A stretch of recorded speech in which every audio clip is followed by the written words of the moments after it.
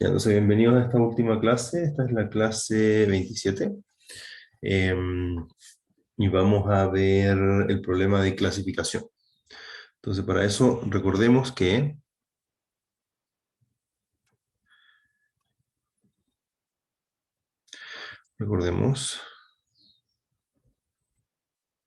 la clase pasada, vimos regresión. ¿Ya? Eso significa que para un conjunto de datos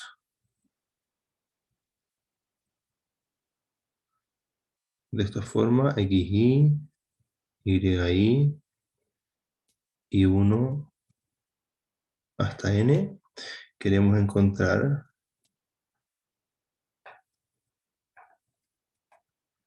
y igual f de x, ¿ya? Tal que cuando yo evalúo esta expresión, en los xy e yi que tengo, con el f que encontré, la igualdad es lo más parecida posible, ¿ya?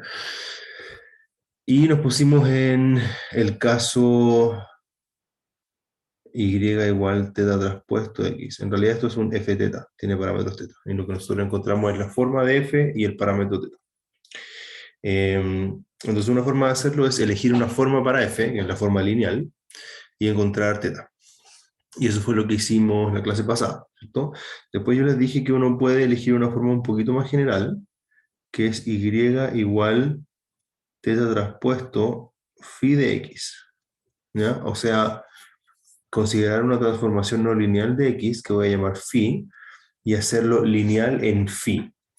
Ahora, si phi no tiene ningún parámetro libre, es una función como por ejemplo logaritmo o x cuadrado o una colección de ellas, por ejemplo el vector que tiene el x cuadrado, seno de x, logaritmo de x, exponencial de x, funciona, ¿ya? Porque los supuestos que hicimos para resolver este caso, donde vimos mínimos cuadrados, máxima verosimilitud y em, y la solución bayesiana, asumían que esta expresión es lineal en teta, ¿ya? Y esto acá sigue siendo lineal en teta, ¿ya? Así que por eso funcionaba. Lo que no funcionó, bueno, no, ya, yo lo voy a hacer en detalle, pero es decir, f igual f teta de x, o sea, una función que es completamente no lineal, y uno puede hacerlo, ¿ya? Uno puede hacer las tres formas que vimos, máxima verosimilitud, mínimos cuadrados y el tratamiento bayesiano, pero en este caso no tenemos soluciones explícitas, ¿ya? Entonces hay que hacer alguna optimización numérica. Entonces vamos a enfocarnos en un caso particular de esto. Uno puede ver este tipo de funciones como, por ejemplo, una función no lineal aplicada al teta traspuesto x. Ese es un ejemplo de un caso que no tiene solución cerrada, ¿cierto? Porque el parámetro que desconozco está adentro de la no linealidad. En este caso se podía resolver porque el parámetro que no conozco está afuera. Entonces, en este modelo, la expresión es lineal en los parámetros. A pesar de ser no lineal en x. En cambio, en este caso, la expresión no es lineal en los parámetros. ¿Ya? Y hay un caso particular que vamos a atacar, que es el problema de clasificación. ¿Ya?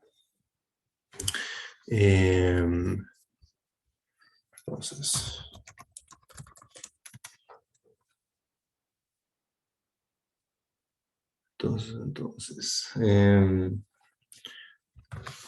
para eso, en clasificación, la diferencia fundamental es que los datos, que son xy, yi y de 1 hasta n, cumplen con xy está en rm chica mejor, e yi está en un conjunto de clases, que voy a llamar por ejemplo C1 o C0. Entonces los datos que yo observo, los pares x, y, son tales que los x son vectores, ¿ya? Vectores de atributos que pueden ser, por ejemplo, edades, pesos, alturas, cualquier cantidad. Pero en cambio Y es un símbolo, ¿ya? Es clase uno o clase 2. Entonces, un ejemplo de esto es eh, el caso en donde queremos clasificar, estamos en un banco y queremos clasificar qué clientes son pagadores, de todos los clientes que piden un crédito, qué clientes son pagadores y qué clientes no son pagadores. Entonces, en ese caso el X puede ser em, el nivel de estudios, el salario, el lugar donde vive, alguna información de su grupo familiar y así. Historial de créditos pasados, por ejemplo, también. Y el Y es P o NP, o sea, pagador o no pagador. Entonces, el objetivo de esto es, usando la base de datos de clientes del banco, donde cada cliente tiene su X, es decir, su lista de atributos, evaluar, bueno, cada cliente tiene su lista de atributos y información sobre si pagó o no pagó el crédito en el pasado, ¿ya? En ese caso, nosotros queremos aprender una función f que nos sirva para discriminar un nuevo cliente que va a llegar a pedir un crédito. Nosotros miramos su X y en base a los pares pasados decidimos cuál es el buen Y, o sea, a qué clase pertenece, si pertenece a la clase de los pagadores o de los no pagadores. ¿Se entiende el contexto? Sí, Ya, súper. Entonces, lo primero, el primer desafío es que no tenemos el F. ¿No? Aquí, por supuesto, no podemos considerar una F lineal, porque si alguien tiene un atributo X, es decir, edad, nivel socioeconómico, sueldo, todos los posibles atributos que les dije, y eso le da un C1, si el modelo fuese lineal y el atributo es el doble, o sea, gana el doble de dinero, tiene el doble de edad, no sé, lo que sea, va a tener una clase 2C, no tiene sentido. ¿No? La clase 2C no existe. ¿No? De hecho, ni siquiera he dicho que C son números, son símbolos, no es que los pueda multiplicar tampoco. Entonces necesitamos una codificación. ¿Ya? Pero una forma, eh, uno igual puede hacer clasificación lineal, así como arriba veíamos modelos lineales. Y la clasificación lineal consiste en lo siguiente. Consiste en, asumamos que este es mi Rn, o sea, el espacio donde está el Rm, el espacio donde están los X, y voy a trazar una línea, va a ser esta línea, y voy a decir que aquí están los elementos que son clase C1, y aquí están los elementos que son clase C0.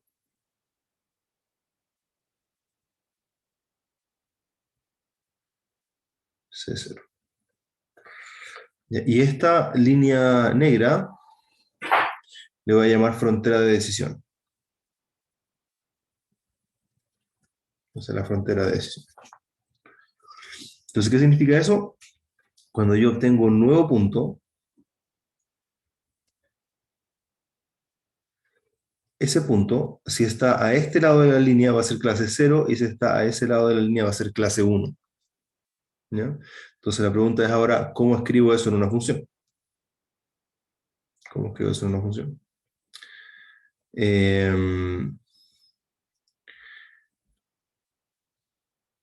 ¿A alguien se le ocurre? ¿Cómo puedo hacerlo? Tengo una línea, que es la línea negra, y a la derecha o abajo, pero básicamente a un lado de la línea es una clase y al otro lado de la línea es otra clase. ¿No? Y esto lo podemos asumir y igual a x más b. ¿No? O en realidad a x más b por y igual c. Ya esa es la ecuación de esa línea. Entonces mi pregunta es, ¿cómo construyo un f? ¿Cómo construyo un f de x tal que sea C0 cuando X a la derecha de la línea y C1 X a la izquierda de la línea. ¿Cómo construyo ese F?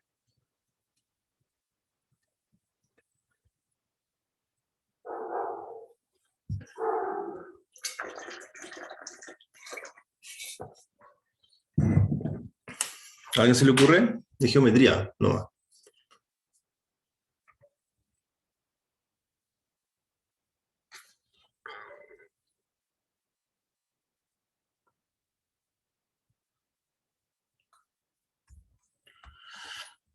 Ya, yo les voy a dar un empujón. O sea, yo puedo definir el vector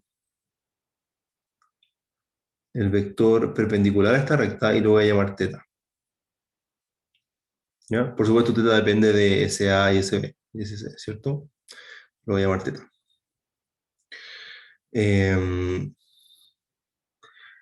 Entonces, ¿qué pasa con teta traspuesto X? Teta traspuesto X es el producto punto entre X y entre X y teta, ¿cierto? O sea, si X está ahí,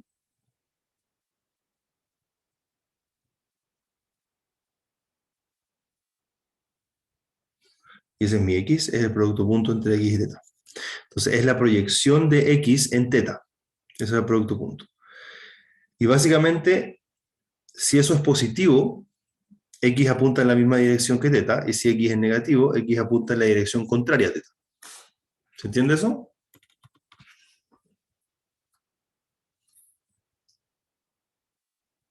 ¿Lo podría volver a repetir, por favor? Sí, obvio. Voy a escribir la expresión y la voy a explicar mejor. O sea, este va a ser mi f. F de x igual 1 por teta traspuesto x mayor o igual que 0 por C1 más 1 teta traspuesto x menor que 0 por C0. Ya, básicamente lo que estoy diciendo es que hay un vector teta, tal que si los x están en la misma dirección que teta, eh, entonces la clase es C1. Y si los x están en dirección opuesta a ese teta, entonces la clase es C0. Entonces, ¿quién es ese teta? El teta es la dirección, es el vector perpendicular a la recta que dibujé. Y eso dice que si están a un lado son C1 y si están al otro lado son C0. ¿Ya? Eh, entonces, entonces, en realidad no es X exactamente, es X proyectado a la recta, pero también se puede escribir de esta forma. Entonces, por supuesto, esto como que es muy difícil de operar, ¿cierto? Porque la codificación que yo les mencioné acá es poco amigable para este problema. Entonces vamos a usar una nueva codificación.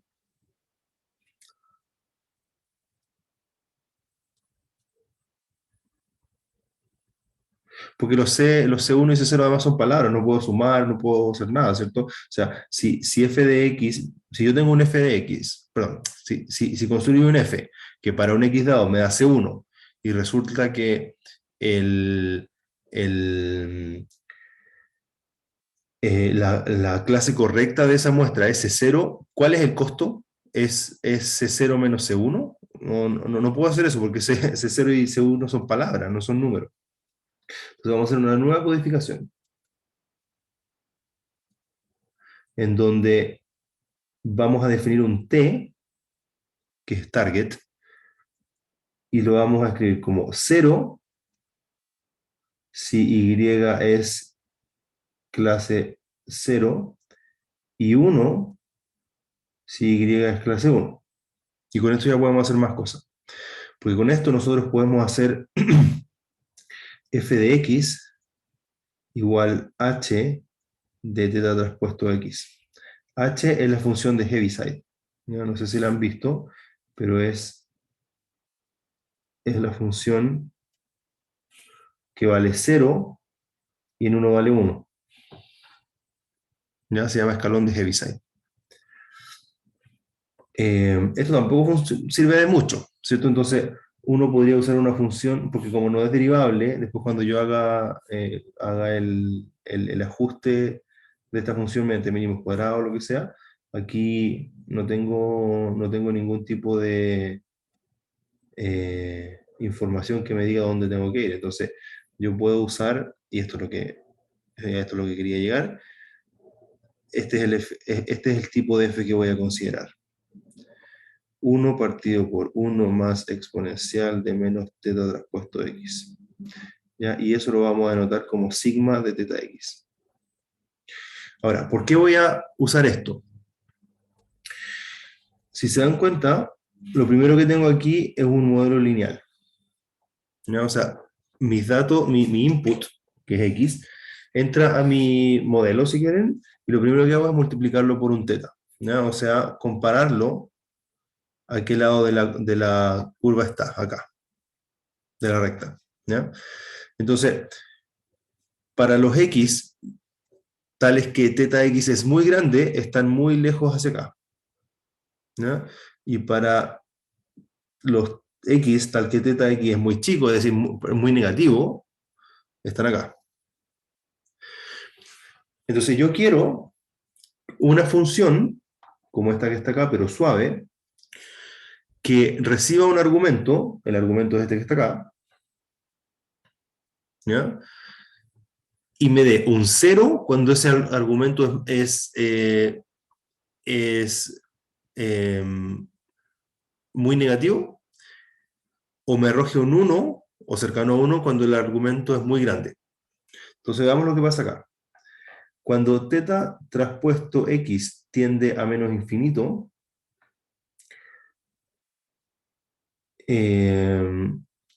esto tiende a infinito.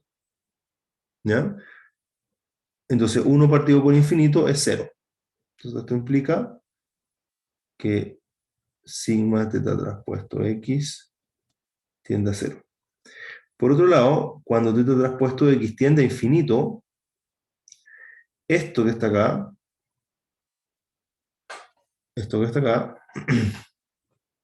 tiende a 0. ¿Ya? Porque si teta traspuesto x tiende a infinito, menos teta traspuesto x tiende a menos infinito, y la exponencial de menos infinito es 0. Entonces me queda 1 partido por 1. Entonces sigma teta traspuesto x tiende a 1. Entonces, ¿cómo se ve esta función? Perdón. Un 0, eso también era el 0. 0, este era el teta traspuesto x. Teta traspuesto x. Y esto es h de teta traspuesto x. Y este va a ser sigma de teta traspuesto x. ¿Ya? Esto se ve así. Menos infinito se va a 0, más infinito se va a 1, y el medio es así. ¿Ya? Entonces es como una versión suave de Heaviside. Ya, entonces aquí hay una pregunta conceptual. Yo voy a atacar el problema de clasificación con una función fx, ¿ya? Donde el target, por eso se llama t, mi codificación se llama t, es 0 y 1, ¿cierto? Porque clase 0 lo voy a denotar con un t igual 0 y clase 1 lo voy a denotar con un t igual 1. Entonces yo creo que como estoy haciendo al final un problema de regresión, que es más complicado, pero un problema de regresión, yo quiero que mi f de x sea o 0 o 1, ¿cierto? Porque esas son las clases. Pero construir algo que me da un rango, perdón, un valor suave entre 0 y 1. Entonces es posible que para algún x, f de x sea 0,3. Entonces, ¿qué clase es eso? Si las clases son 0 o 1. No sé si tienen alguna intuición para eso.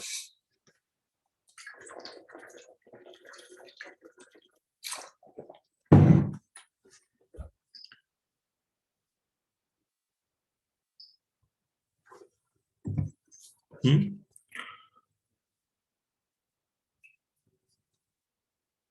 No sé si les queda alguna intuición para eso. ¿De qué sirve esta función que estoy construyendo? si mi objetivo son las clases y las clases son 0 y 1 y construir una función que me da un continuo entre 0 y 1. Entonces, ¿qué va a pasar cuando yo evalúe un nuevo dato y f me diga la clase es 0,3, 0,2? ¿Qué creen que significa eso?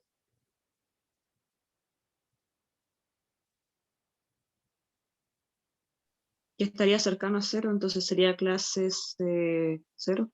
Claro, implícitamente uno después puede aplicar como mentalmente Heaviside y decir, bueno, si es que va entre 0 y 0,5 es clase 0, y si es que va entre 0,5 y 1 es clase 1, ¿cierto? Sí, Ya, perfecto, súper bien. Eso está súper bien. Pero ojo que, o sea, de hecho no solo está bien, eso es lo que hay que hacer. Pero además, fíjate que si tú haces solamente eso, eh, estás perdiendo la información que te dio F, porque F te puede decir es 0,6, es 0,7, es 0,50000001 o es 0,999999 y tú todos los casos lo estás tratando como uno. Pero ¿qué más crees que puedes extraer del valor de F? Además de decir, ok, para la clase yo voy a decir que es 0 o 1 dependiendo de si está más cerca de 0 o 1. Pero ¿cuál será la diferencia entre una muestra que te da un 0,501 y un 0,99?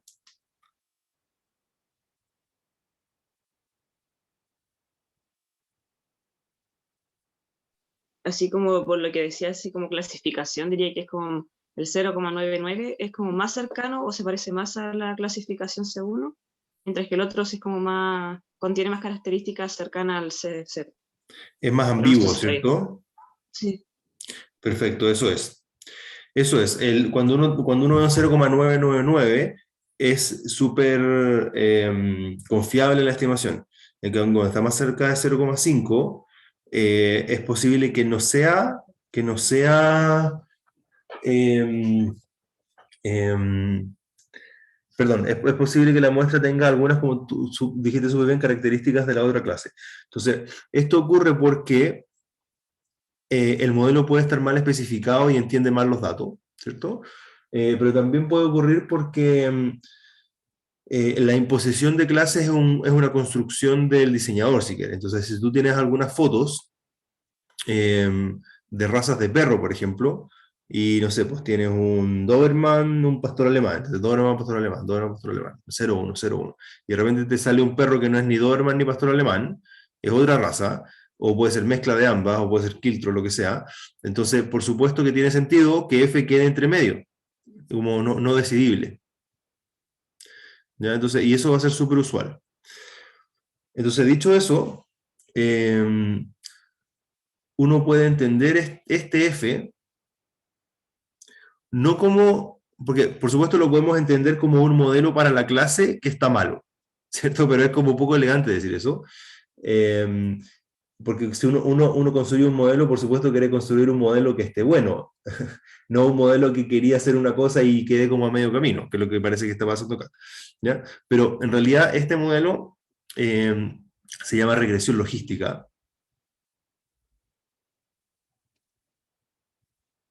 Y se llama regresión logística porque esta función se llama función logística. Esta, ¿ya? Y la regresión logística no pretende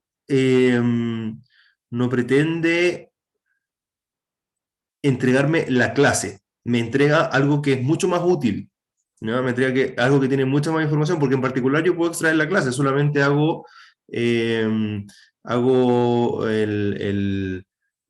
la aproximación a la parte entera, ¿cierto? Si está más cerca del 0 es 0, si está más cerca del 1 es 1. O sea, en particular me da eso, pero me da algo mucho más rico.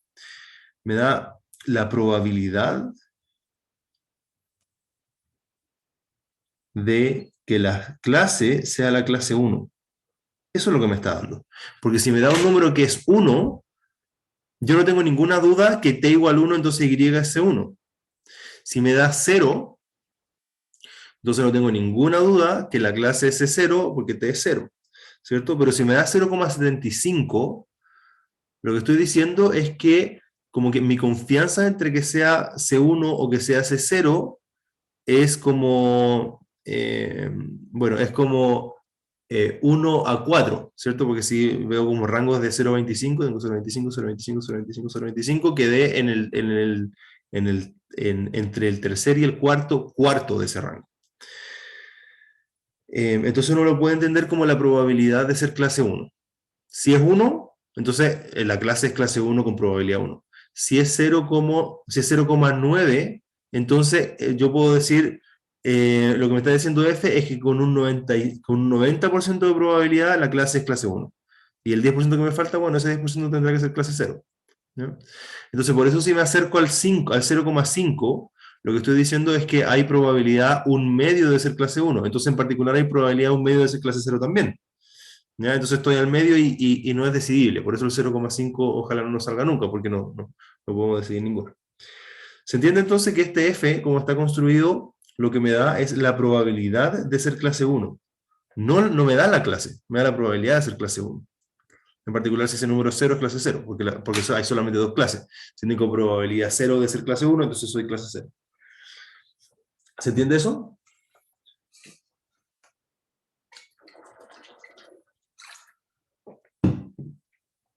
Sí, se entiende. Súper. Ya. Bueno, y otra notación, los modelos de este tipo, porque si se dan cuenta, esto es como lo que hablamos en la clase pasada también del phi. Antes yo tenía el phi de x por teta, ese era modelo, era no lineal en los datos, pero era lineal en los parámetros. Este modelo es no lineal, porque es lineal antes del sigma, y el sigma es no lineal, entonces este modelo es no lineal. Pero igual es un caso particular, porque no es completamente antojadiza el lugar donde están los parámetros. Tiene estructura igual, tiene una parte lineal y después tiene una no linealidad. Entonces, si bien eso no me permite encontrar la solución óptima de forma explícita como en el otro caso, igual uno puede hacer algunos tratamientos que son los que vamos a hacer ahora. Pero este es un ejemplo de esto se llama modelo lineal generalizado, porque es un modelo lineal que tiene una no linealidad afuera. Y esa no linealidad se llama función de enlace. ¿Y por qué son necesarias las funciones de enlace? Porque muchas veces yo quiero trabajar inicialmente en mi input de forma lineal. Por eso lo primero que hago es modificarlo linealmente. Pero los inputs, en este caso X, no son capaces de generar la salida de forma lineal. Si yo tengo un X que es un vector de Rn, y ese vector yo lo transformo linealmente, voy a terminar con un vector NRM, dependiendo del tamaño de la transformación lineal, pero yo tengo que llegar al espacio de los símbolos C1 y C2. Entonces necesito una función que me lleve del espacio de los vectores de Rm a donde sea que está el espacio de Y. ¿Ya? Y eso, por eso se llama función de enlace. O en inglés se llama link function.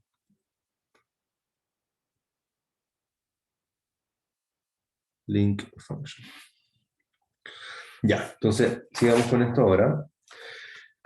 Bueno, entonces, como esto es una probabilidad, ahora estamos listos para conectar con el resto de las cosas que hemos visto en el curso, porque podemos construir la función de verosimilitud de teta. ¿Ya? Recuerden que la función de verosimilitud es la probabilidad, perdón, es la densidad de todos mis datos dado mi parámetro. ¿Ya? O sea, es la probabilidad, es la densidad de, recuerden que estoy usando la nueva codificación con T, no con Y, entonces son los X1, X2, perdón, son los T1, T2 hasta Tn, observados en los lugares X1, X2 hasta Xn, con parámetro θ. Vamos a suponer I y D, ¿cierto? Estos elementos son independientes e idénticamente distribuidos, entonces eso me da una pitatoria de 1 a n de la densidad de P de TI dado XI por θ. Y aquí viene un truco que no es fácil de ver a la primera, pero es la forma de continuar esto, que es lo siguiente. Esto, recordemos que es lo que yo llamé, esto es lo que yo llamé f de xi.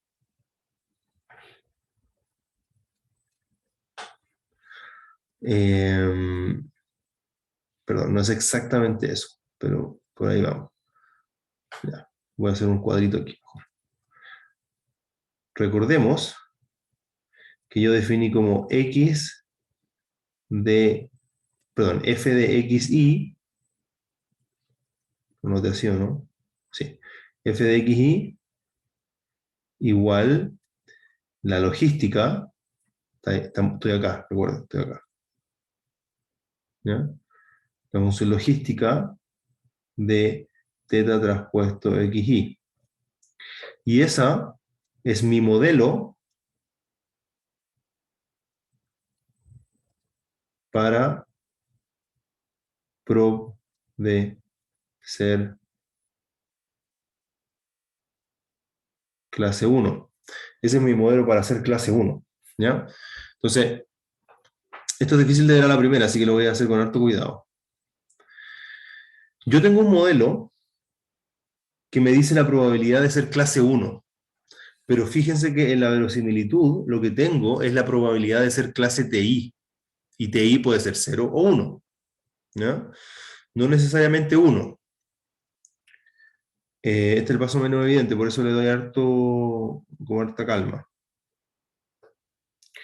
Entonces, si yo tengo un modelo que es sigma, de sigma x, sigma teta traspuesto x, que es mi modelo para la probabilidad de ser clase 1, entonces, ¿cómo puedo expresar esta cantidad que está ahí, que es la probabilidad de ser clase t? Si tengo un modelo que solamente me permite modelar la probabilidad de ser clase 1. ¿Cómo podría escribir esto para introducir mi modelo? Porque recuerden que estoy construyendo la función de verosimilitud, entonces en alguna parte tengo que meter mi modelo para hacer esto explícito en el parámetro θ y optimizarlo. Entonces lo escucho. Tengo un término que es la probabilidad de que x sea clase t, ¿cierto? Pero mi modelo me da una expresión para la probabilidad de que x sea clase 1. Le voy a dar un hint. Si mi modelo me da la probabilidad de ser clase 1, la probabilidad de ser clase 0 es simplemente 1 menos eso. ¿Ya? Entonces tengo dos modelos. Tengo el modelo para ser clase 1, que es sigma teta traspuesto x, y tengo el modelo para ser clase 0, el modelo de probabilidad de ser clase 0, que es 1 menos sigma teta traspuesto x. Entonces ahora en general, ¿cómo lo hago? ¿Cuál es la probabilidad de ser clase t? ¿Cómo lo escribo de forma simbólica? A ver si se le ocurre o si no, se las digo porque es difícil igual. Incluso cuando uno lo ve, no sé si es trivial.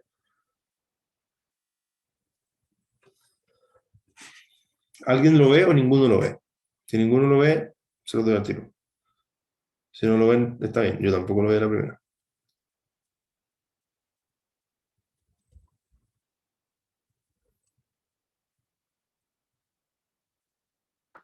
Yo no lo veo, la verdad. O sea, está en Ya. una indicatriz, pero no lo veo. Sí, una indicatriz es la forma más obvia, pero la indicatriz no te va a servir para nada acá porque lo que queremos hacer es construir una función que sea diferenciable para poder optimizarla después, ¿ya? Entonces, la técnica es la siguiente.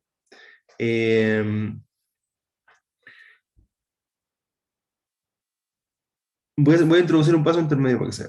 ¿No? En realidad, lo que iba a escribir esto, y si no se entiende, voy a hacer el paso intermedio.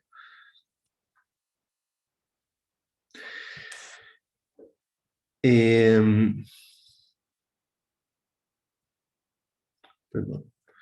Ya. Voy a hacer el paso intermedio que sea más engorroso. Tengo esta expresión y solamente tengo esta expresión simbólica que depende de la clase t, ¿cierto? Y tengo expresiones para cuando es clase 1, es clase 0. Entonces lo que voy a hacer es escribir probabilidad de t igual 1 xy elevado a ti por probabilidad de t igual 0 xy a 1 menos ti. Ya.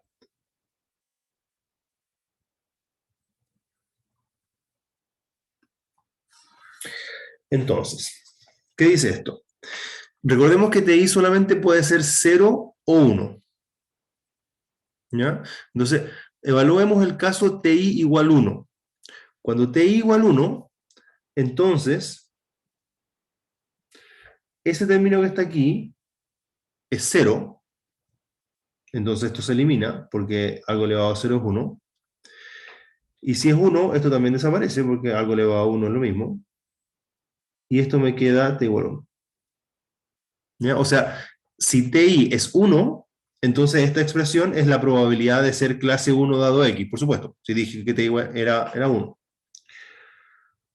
Por otro lado, si t es 0, entonces esto se elimina, porque algo elevado a 0 es 1, ¿cierto? Y esto también se elimina, porque 1 menos 0 es 1 y algo elevado a 1 es lo mismo. Entonces me queda la probabilidad de t igual a 0. Y por supuesto está bien porque dije que t era 0. Ya, ¿se entiende este truco?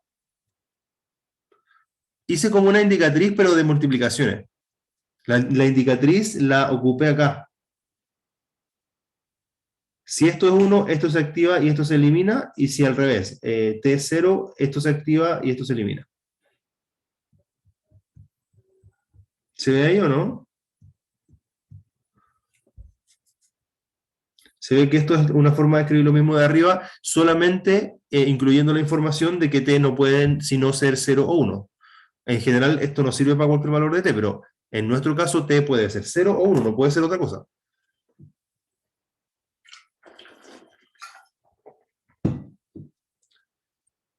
Uh-huh.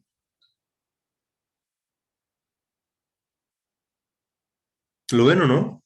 Bueno, y el siguiente paso es simplemente usar mi modelo. Es...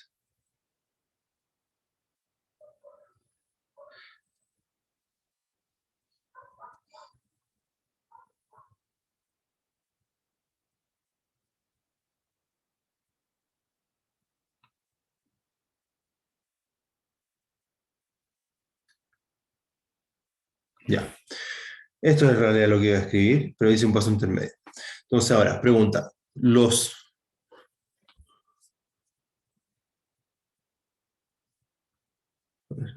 Ya. Entonces pregunta, ¿se entendió esto o le doy una vuelta más?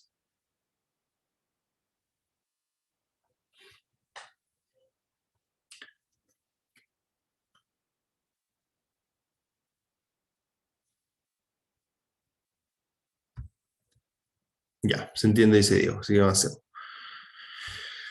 Ya, entonces con esto tengo la función de verosimilitud, entonces yo puedo escribir la función de log verosimilitud, que es L teta. Y eso es igual a la suma, simplemente aplicar el logaritmo de esto que está acá, ¿cierto? Es la suma de I1 hasta n, de TI,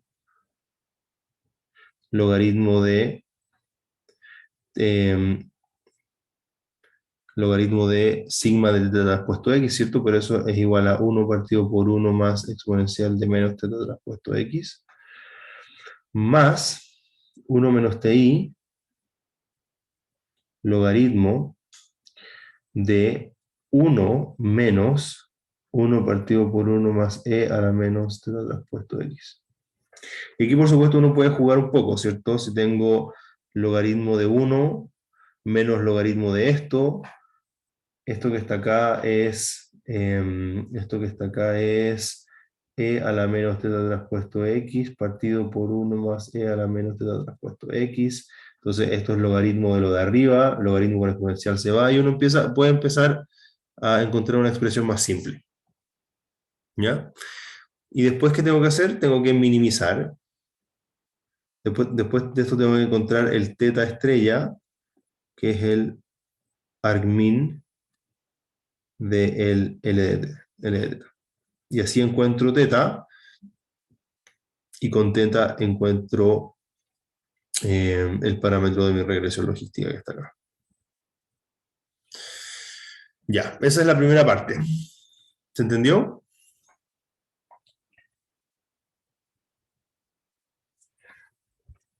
Ahora, esta función no voy a poder derivarla, igualarla a cero y encontrar el óptimo, como hice en la regresión lineal. Entonces,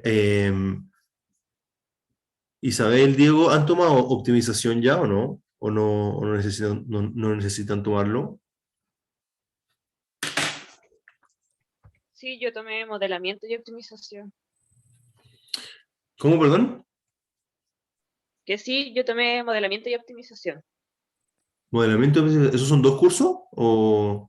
No es de optimización, pero que parte industrial. Ah, ya, perfecto, no, está bien. Está bien. Mira, entonces, ¿qué va a pasar? ¿Y Diego qué dice? No, Diego aún no toma. Entonces,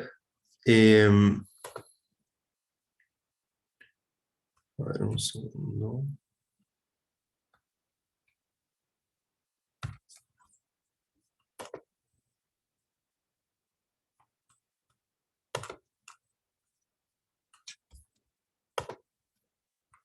Mm, ya. Entonces, lo que les quería mostrar acá es esto. A ver, ¿qué va a pasar aquí? Como la función no la podemos derivar igualar a cero, vamos a tener algo como esto. Lo estoy mostrando acá en la figura 18. ¿Se ve, cierto? ¿Me la apunté?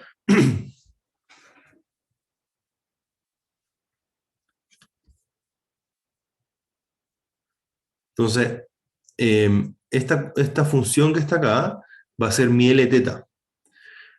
Entonces yo voy a explorar esta función y voy a ir mirando para cada teta cuánto vale la función y me voy a ir moviendo y voy a tratar de encontrar cada vez valores más pequeños de la función. ¿No? Eso me refiero con optimizarla. La forma de saltar de punto a otro es mirando la derivada del lugar donde estoy. Entonces, si veo la derivada y la derivada va hacia abajo, entonces avanzo en esa dirección, llego a un mínimo hasta que encuentro una derivada que sube y así puedo ir explorando. En particular, te das en cuenta con el método de gradiente estocástico. ¿Ya? Eh, y tenemos una, y tenemos una recursión de este tipo, ¿cierto? Entonces tenemos un teta candidato y del teta lo modificamos en una dirección inversa al gradiente de nuestra función de costo. Este JP es nuestra función de verosimilitud en realidad. ¿Ya?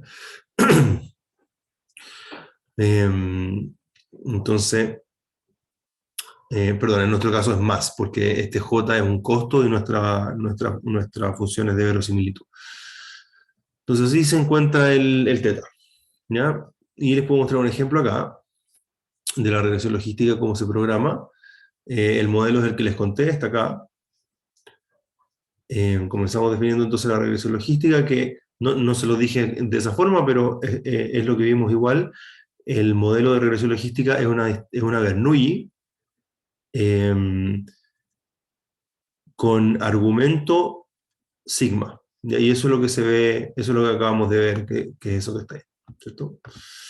Y eso tiene una verosimilitud que es la que les escribí a mano recién y dije que se podía simplificar. Esta es la forma, en realidad no, esta no es la forma simplificada, es la misma forma que escribí. Entonces, para implementarlo, cargamos los paquetes necesarios, ¿cierto? Cargamos algo de formato y vamos a cargar unos datos. Vamos a cargar unos datos que construimos nosotros, que son estos que están acá.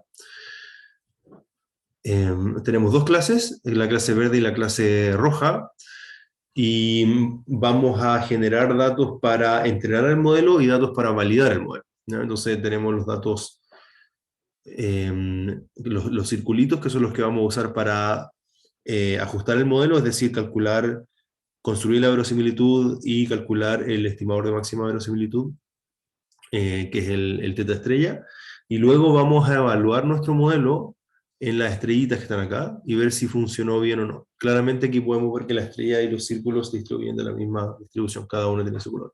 Por eso les llamamos C0 train, C1 train y C0 test, C1 test, porque con unos vamos a ajustar el modelo y con otros lo vamos a evaluar. Entonces este notebook muestra dos formas de implementar la regresión logística. Una es hecho a mano, y la otra es con un toolbox. Entonces, lo primero que hay que hacer para implementar lo que les dije es definir la función sigmoide, ¿cierto? Que es, ¿cómo les definí? 1 partido por 1 más exponencial de menos el argumento. ¿ya? Y A, el argumento, es mi teta traspuesto de que aquí está escrito al revés, está x tilde w. ¿Ya? Y esa es ese es el producto punto oh, perdón, en, entre estos dos vectores. Ahora, nosotros construimos la log verosimilitud que yo le llamo L, ¿cierto? Pero aquí lo que hacen es calcular la negative log likelihood, que es la log verosimilitud negativa, ¿ya? Que es lo mismo que yo calculé, pero con un signo menos, y se puede ver ahí. Está ahí, un signo menos. ¿Y por qué con un signo menos? Porque en general los optimizadores que encontramos acá lo que hacen es minimizar funciones. Nosotros a veces necesitamos minimizar funciones cuando son costos, y a veces necesitamos maximizar funciones cuando son probabilidades. En este caso necesitamos maximizar una función, pero como el optimizador minimiza, entonces le pasamos menos la función. ¿No? Bien simple. Y en particular lo que hace este código también, que no es necesario hacerlo siempre, pero en este caso es trivial hacerlo, así que lo hacemos, es calcular el jacobiano de la verosimilitud, ¿ya? O sea, la derivada, porque la derivada se va a usar para explorar la función, ¿cierto? Y la derivada es muy simple. La derivada es muy simple, y es muy simple por la forma que tiene la sigmoide. Es una fracción y no una exponencial, entonces derivarla es muy fácil. Y ahora optimizamos. Entonces vamos a usar un método, perdón, un paquete, perdón, una función que se llama minimize, que es del módulo SciPy, que significa Scientific Python, y dentro de este módulo hay un paquete que se llama optimize, y dentro de ese paquete hay una función que se llama minimize, ¿ya? Y esa es la función que vamos a usar. Construimos la condición inicial, ¿cierto? Que es como nuestra teta 0, y, y aquí invocamos al optimizador, ¿ya? Esto seguramente le va a hacer más sentido a Isabel, que tomó el curso, y a Diego, si no le hace sentido, me preguntas y te explico cada parte, pero básicamente lo que está pasando acá es que estoy diciendo que la optimización sea el resultado de la función fmin, que es el optimizador que invoqué, y que me optimice la función RLNLL, ¿cierto? Que fue la que definí acá, que era la log verosimilitud negativa, que es la función objetivo. W0 es la condición inicial, que es mi teta 0. Los argumentos son los datos, ¿no? Y los argumentos en esta función significa las variables que entran a la función a optimizar, pero que no son variables de optimización, o sea, son funciones fijas. Porque recuerden que la verosimilitud depende de dos cosas, depende de los datos y depende de teta. Entonces lo que está diciendo esta línea es que los datos son fijos, los datos no son variables de optimización. Le paso el jacobiano, ¿cierto? Le paso la derivada, porque el optimizador va a usar la derivada para buscar el óptimo. Y este es el método. El método se llama BFGS, que es un método quasi-Newton, ¿ya? Un método quasi-Newton es un método que ocupa una aproximación de la derivada, ¿no? Para buscar. La tolerancia de 1 por 10 a la menos 8 significa que en ese momento el optimizador va a parar. O sea, si está buscando el mínimo y de repente se está moviendo entre valores de mínimos, pero la diferencia entre ellos es 1 por 10 a la menos 8, entonces va a asumir el optimizador que convergió y que está en el mínimo, porque la diferencia es muy poca. Y además se le dan dos opciones, una que es display true, eso significa que me diga lo que hizo cuando lo ejecute, y el maxiter 8000 es que no haga más de 8000 iteraciones, o sea, debería el optimizador detenerse a las 8000 iteraciones o bien cuando se alcance la tolerancia, ¿no? Y es importante especificar el número máximo de iteraciones porque imagínense, yo me equivoqué en programar esto y la función que le estoy pasando no es minimizable, o sea, es como una línea así, entonces siempre va a ir para abajo, abajo, abajo. Entonces en ese caso va a detenerse en 8000 iteraciones. Y si esto lo optimizo, lo ve corriendo, de hecho. Corre, corre, corre, corre, corre. Defino el modelo, corre, optimizar. Y aquí vamos a optimizar esto.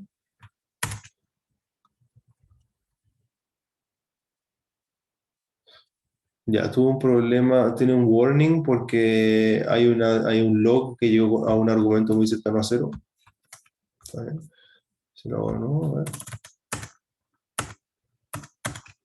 Ya.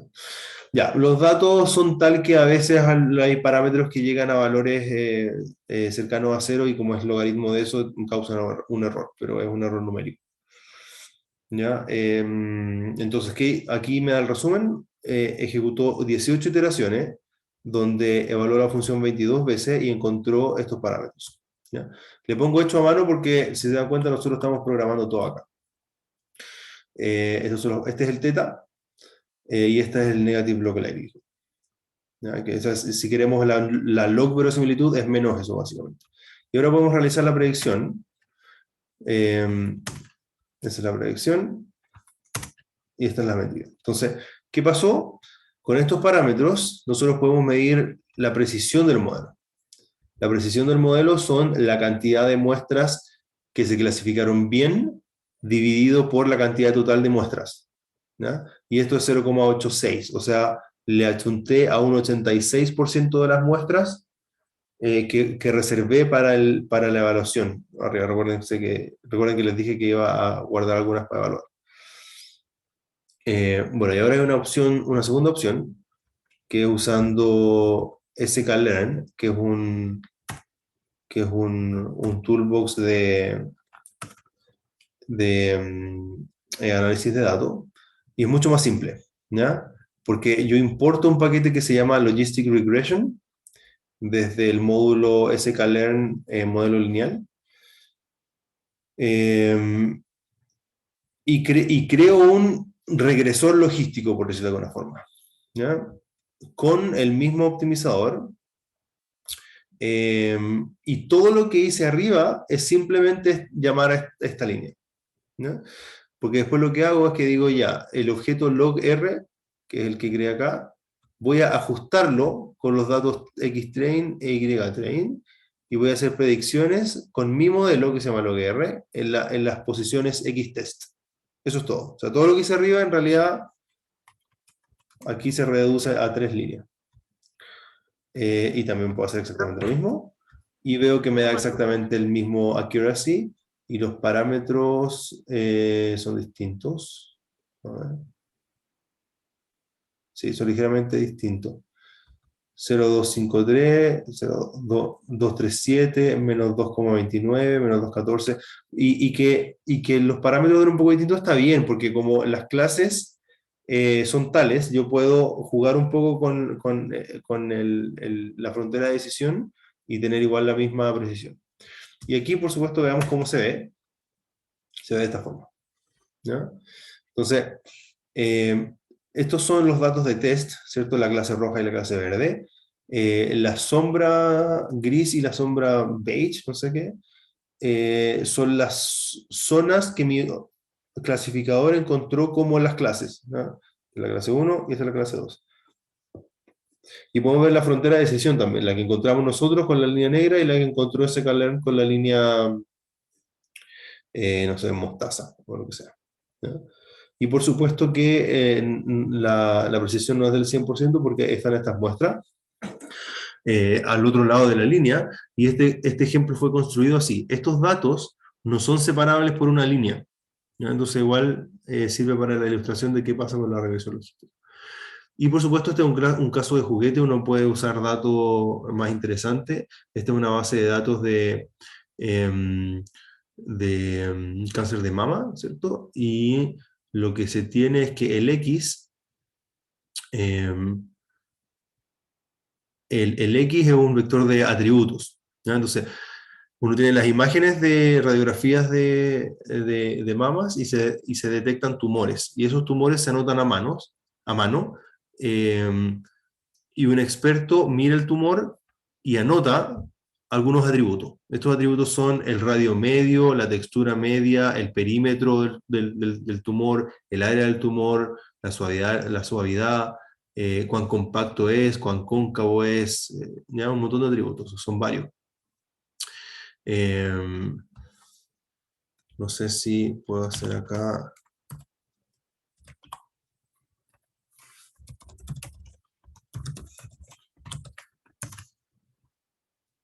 Bien. Sí.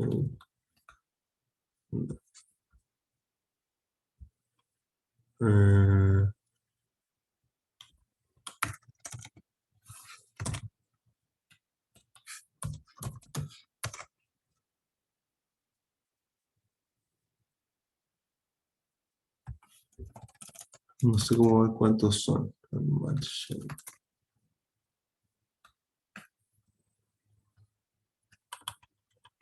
Si no hay, tampoco. Ya, no puedo hacerlo.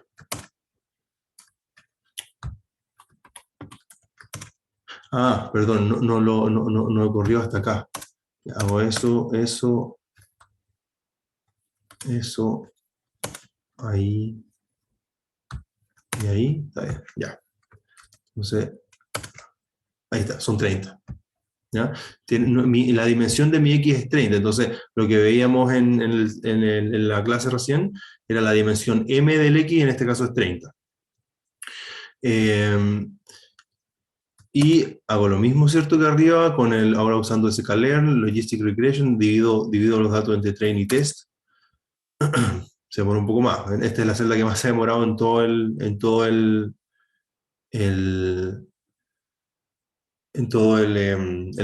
la clase, ¿ya? En medio segundo.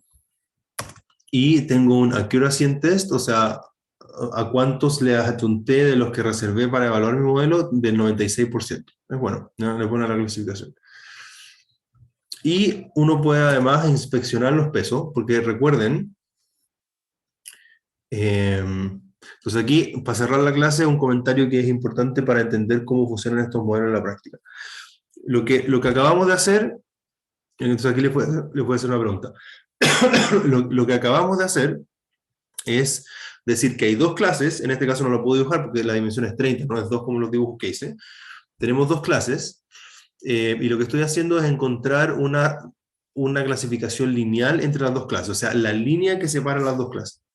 Y recuerden que para evaluar cada punto con respecto a la línea, yo necesito evaluar un producto punto entre el dato y el vector perpendicular a la línea. Eso es el teta traspuesto X. Entonces eh, uno puede argumentar que los valores de teta, mientras más grandes son, cada uno de los elementos, ¿cierto? Porque en este caso teta tiene 30 valores.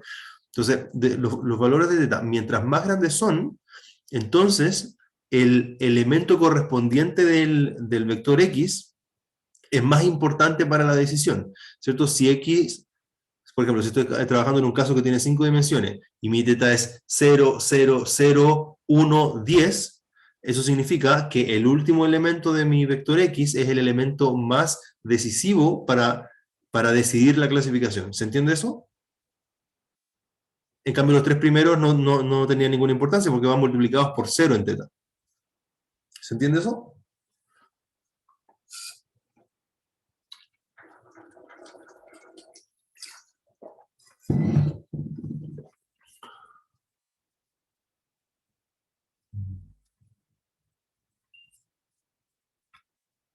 Ya, súper.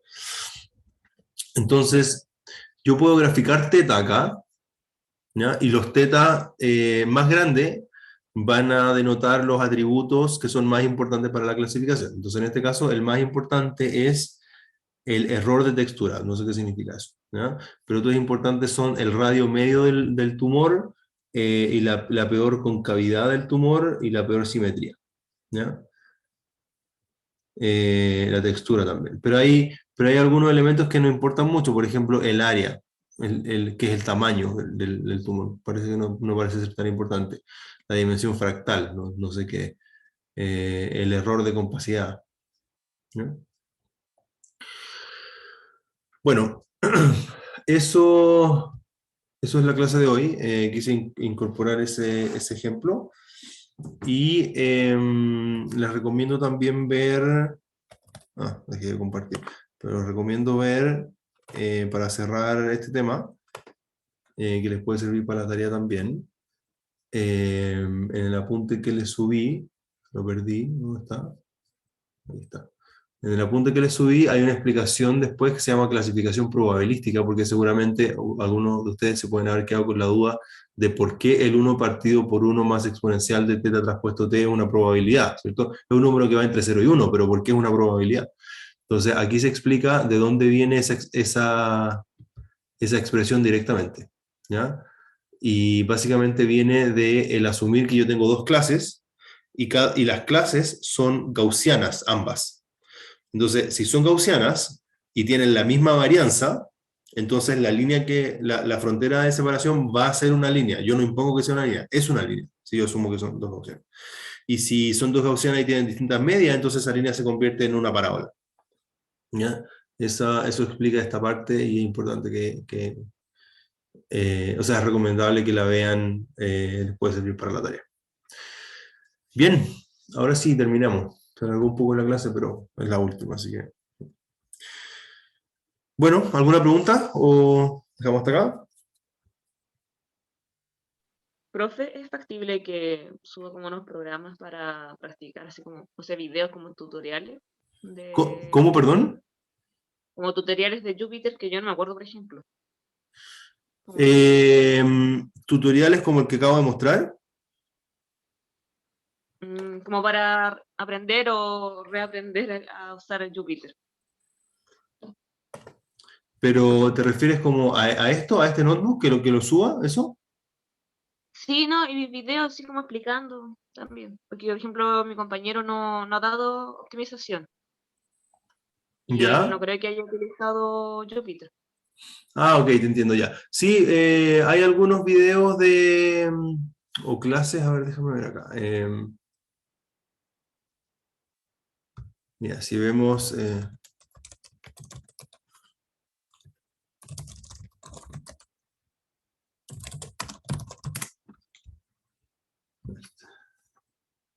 ya, este es otro curso que yo hago que tiene unos tutoriales. Se llaman demos. Y se puede ver aquí. Y tiene tres tutoriales. Elementos básicos, NumPy y pandas. Entonces pueden ver ese y ese. Eh,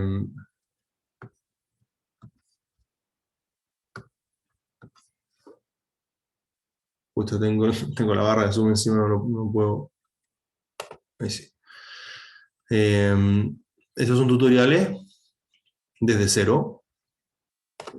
Y también está ese, que son tutoriales. Bueno, no sé por qué sale así. Que son tutoriales de NumPy. Eso, y si quieren videos, hay un montón en la red. Puedo ver algunos también. Ujú. Ya, perfecto. Muchas gracias. Ok, nos vemos.